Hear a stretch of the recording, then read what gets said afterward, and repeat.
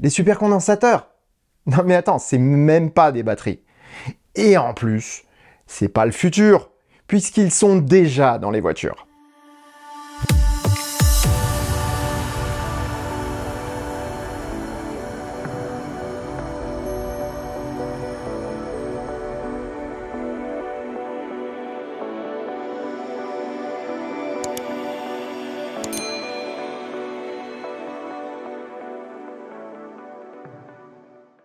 Bon, on va pas se mentir, tout ce que je viens de dire avant le générique a beau être vrai, on est encore loin de voir les supercondensateurs révolutionner nos vies automobiles.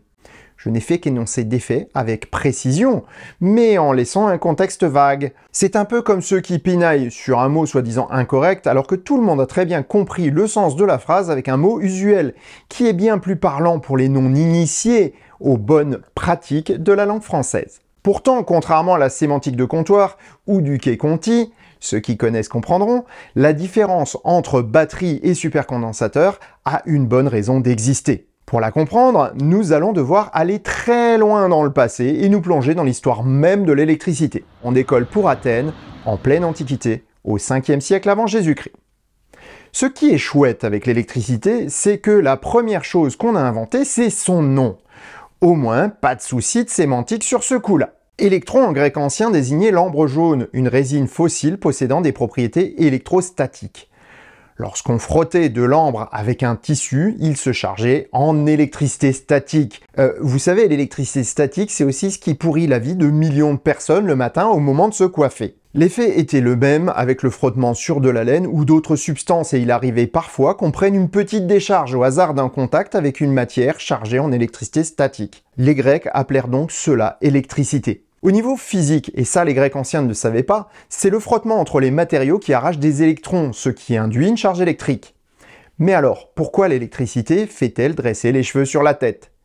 Eh bien là aussi, les Grecs avaient la réponse, enfin une partie. Dans la ville de Magnésie, on a découvert d'étranges pierres aimantées qui elles aussi disposaient d'une force intangible, tout comme l'ambre frotté. En revanche, il n'y avait pas ce choc électrique. Toutes les matières disposant de propriétés d'attraction ou de répulsion furent donc dites magnétiques. Le rapport entre les deux phénomènes ne sera établi scientifiquement que bien des siècles plus tard, mais les anciens Grecs sentaient bien qu'il y avait une corrélation, puisque les propriétés magnétiques étaient souvent corollaires de propriétés électriques, même si ce n'était pas une généralité. Bon, vous devez vous demander pourquoi je vous explique tout ça. C'est tout simplement lié aux différences fondamentales qu'il peut y avoir entre une batterie et un condensateur. Une batterie ou une pile va stocker le courant grâce à des réactions chimiques qui vont déplacer du matériau d'une électrode vers l'autre. Un condensateur, lui, par contre, va stocker l'énergie en utilisant l'électromagnétisme. Les ions sont attirés par l'électrode de borne opposée,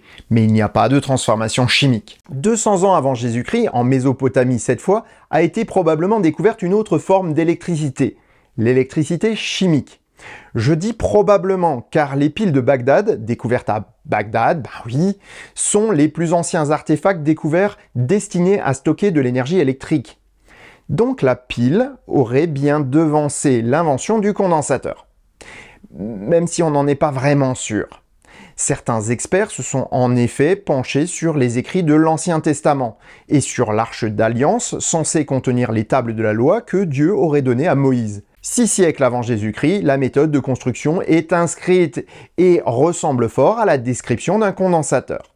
De plus, les textes précisent que toute personne qui touche l'arche sera foudroyée, ce qui est précisément une des caractéristiques d'un condensateur chargé. Le plus gros souci de ce texte est qu'il a été réécrit, traduit, modifié au cours des âges, et qu'aujourd'hui, rien ne prouve que cette description soit bien datée du 6e siècle avant Jésus-Christ. Bon, là il est temps de faire un gros bond dans le temps pour arriver juste avant la révolution industrielle, en 1745 aux Pays-Bas. Peter van Mussenbroek, médecin, philosophe, mathématicien et enfin physicien, enseigne à l'université de Leyde. Comme quoi, aussi étonnant que ça puisse paraître à certains, une seule et même personne peut maîtriser plusieurs domaines de compétences. Lors d'une de ses expériences, il chiffonne des feuilles d'étain qu'il met dans une bouteille en verre et relie à une électrode. Puis, il enroule une autre feuille de métal autour de la bouteille et la relie à une autre électrode. Von Busenbroek se rend compte que si on charge le dispositif avec un générateur à friction, basé sur le même principe que l'ambre dans l'Antiquité, à savoir par électrostatisme, il peut stocker l'énergie produite. Malgré la faible puissance des générateurs de l'époque, plus la bouteille est chargée longtemps, plus la décharge est importante et puissante. Il en déduit donc que l'énergie s'est accumulée dans le dispositif. Ce qui est amusant, c'est que l'invention de Von Busenbroek a été faite au même moment par un autre savant, sans qu'aucun contact n'existe entre eux deux. Erwald von Kleist a en effet découvert le même procédé en Allemagne, mais le nom de l'invention restera bouteille de Leyde pour la postérité. L'Allemand Epinus vengera l'honneur national en inventant le premier condensateur en 1756 en se basant sur les principes de la bouteille, mais en utilisant deux disques qu'il va mettre dans un même plan. Il invente le condensateur plan. Je ne peux résister à l'envie de vous révéler un petit détail croustillant sur la bouteille de Leyde. Son succès et son immense notoriété à l'époque est dû à son usage dans les foires. En effet, son usage principal est de donner des commotions ou coups de jus pour étonner le chaland. Les démonstrations de magie et autres représentations étonnantes finiront par arriver à la cour du roi de France, où Louis XV se verra infliger une châtaigne par une grosse bouteille de Leyde dont le courant a été transmis par une chaîne humaine de plus de 200 de ses courtisans. Bon, voilà, on y est enfin. L'histoire, c'est bon, on peut passer à la technique. D'abord, voyons ce qu'est un condensateur. Imaginez deux plaques conductrices séparées par un isolant. Cela peut être n'importe quoi. De l'air, du vide, du verre ou tout autre matériau ne laissant pas passer le courant. Chaque plaque est reliée à une électrode. Si on applique une tension aux bornes du condensateur, donc une différence de potentiel, les deux électrodes se chargent, l'une positivement, l'autre négativement. Cette quantité d'énergie stockée est la capacité du condensateur. D'où, lorsqu'un électronicien vous parlera d'une capa, vous saurez qu'il s'agit d'un condensateur. Cette capacité est exprimée en farad. Eh oui, certains ont dû trouver que Faraday c'était trop long. Dommage d'ailleurs pour Michael Faraday qui voit ainsi son nom amputé pour la postérité, sans qu'aucune instance sémantique n'ait levé le petit doigt. Un farad est équivalent à un watt délivré pendant une seconde divisé par la tension appliquée au condensateur. Jusqu'à l'arrivée des supercondensateurs à la fin du siècle dernier, une telle valeur d'un farad relevait de l'utopie et les condensateurs ne s'exprimaient qu'en micro, voire en picofarad, soit respectivement un millionième et un millionième de millionième de farad. Ce qui n'empêche pas de prendre une bonne châtaigne si on en touche un alors qu'il n'est pas déchargé. Et c'est là que certains se sont dit que si on pouvait augmenter la capacité d'un condensateur pour s'en servir pour stocker de l'énergie, eh ben ce serait pas mal. Pour réussir ce tour de force, il fallait plusieurs technologies. Premièrement, on sait que plus les plaques sont proches, meilleure est la capacité. Le souci, c'est que plus l'isolateur est fin, plus il risque de laisser passer accidentellement du courant. En effet, la différence de potentiel entre deux électrodes arrive à un tel niveau que l'isolant lui-même n'arrive plus à empêcher le passage du courant, et un arc électrique se forme. C'est la tension de claquage. Chaque matériau a sa propre tension de claquage qui est inhérente à ses propriétés physiques, mais aussi à la quantité de matériaux comprise entre les conducteurs. Par exemple, dans l'air, c'est la tension entre le sol et les nuages d'orage qui crée l'éclair. L'arc électrique passe dans l'air car sa tension est supérieure à la tension de claquage de la masse d'air entre le sol et le nuage. En plus, s'il pleut, les gouttes d'eau peuvent également favoriser le passage du courant. D'ailleurs, petite parenthèse, avez-vous remarqué que plus la tension d'une ligne électrique est élevée, plus les poteaux sont hauts et larges? En fait, l'isolant des câbles ne sert qu'à garantir une isolation par rapport aux conditions extérieures, à savoir l'humidité et les salissures. C'est la distance entre le sol et les câbles, tout comme celle entre les câbles, qui permet de garantir l'isolation de la ligne électrique. Revenons à nos condensateurs. L'autre variable importante pour la capacité d'un condensateur est la surface des électrodes. Plus elle est importante, meilleure est la capacité. Voilà pourquoi les condensateurs les plus gros sont réalisés comme les piles électriques, en enroulant les électrodes sur elles-mêmes. C'est ce qui permet d'avoir la plus grande surface dans le plus petit volume. Une autre méthode qui a été utilisée pour obtenir des condensateurs de meilleure capacité a été d'utiliser un électrolyte, en plus du séparateur. Les ions positifs de l'électrolyte se déposent sur l'électrode négative et les ions négatifs sur l'électrode positive par effet électromagnétique. Maintenant, imaginez qu'on augmente la taille du condensateur et qu'on utilise des matériaux de pointe. On va prendre des électrodes en charbon actif sur un lit d'aluminium pour augmenter la surface de contact entre l'électrolyte et l'électrode. On va ainsi augmenter la capacité. On utilise aussi un meilleur électrolyte, bien meilleur que de l'eau additionnée de sels divers et variés. comme par exemple l'acétonitrile. L'acétonitrile est un solvant organique dont les propriétés sont parfaites pour l'usage qu'on veut en faire, même s'il est dangereux à manipuler en raison de sa toxicité et de son inflammabilité. Le séparateur va également être amélioré pour laisser passer certains ions dans un sens ou dans l'autre, ce qui va permettre encore d'augmenter la capacité. Les supercondensateurs ont ainsi des valeurs impressionnantes, allant jusqu'à 3400 farad par exemple. Au fait, ça fait combien en kilowattheure? Eh bien pour ça, il suffit de faire le calcul. En retournant la formule, on se rend compte que l'énergie en wattheure correspond à la capacité en farad multipliée par la tension appliquée à la cellule, divisé par 3600 puisqu'il y a 3600 secondes en 1 heure et on obtient 2,83 Wh. La cellule dont j'ai utilisé les caractéristiques, qui est du fabricant Maxwell, pèse 496 grammes, comme l'indique la fiche technique du fabricant, ce qui donne donc une densité énergétique de 5,7 Wh par kilo. Ouais, pas mal. Mais ça veut dire quoi en fait? Quelles sont les différences avec les performances d'une batterie lithium-ion dans le même cas? Eh bien, tout dépend de la chimie de cette batterie. Les batteries lithium-fer-phosphate tournent autour de 190 à 200 Wh par kilo, tandis que les meilleures chimies à fort taux de nickel montent au-delà des 270 Wh par kilo. On se rend bien vite compte que si les supercondensateurs veulent concurrencer les batteries, il va leur falloir un bon coup de boost. Et des recherches sont en cours. Comme pour les batteries de dans 3 ans, on a aussi des supercondensateurs de dans 3 ans. Ceux-ci adoptent des technologies et matériaux innovants que vous connaissez maintenant bien pour avoir vu les précédents épisodes de cette série sur les batteries de demain. Si vous ne les avez pas encore vus, la playlist est en fiche. On y retrouve le graphène par exemple, une utilisation massive du cobalt et l'utilisation de séparateurs magiques en Kevlar, etc., etc., etc. On arrive à ce jour à des capacités en laboratoire de 50 Wh par kilo, mais c'est encore très loin d'être industrialisé. Je ne vous fais pas de dessin, c'est en fait le même schéma que pour les batteries. Les chercheurs testent de nouveaux matériaux et annoncent des prouesses pour attirer les investisseurs, en espérant tirer le gros lot au niveau financement, avec une technologie fonctionnelle, peut-être à la fin des recherches. Mais rien n'est moins sûr. Autre inconvénient du supercondensateur, sa fâcheuse tendance à se décharger rapidement et tout seul. Sitôt qu'on retire un supercondensateur du générateur, celui-ci va en effet s'auto-décharger. Il ne lui faut pas plus d'1 semaine pour se vider totalement. Mince alors, ça c'est plutôt dommage parce que les supercondensateurs ont des avantages par ailleurs énormes. Ils peuvent par exemple encaisser des centaines de milliers de cycles de charge-décharge, contrairement aux quelques milliers des batteries lithium-ion.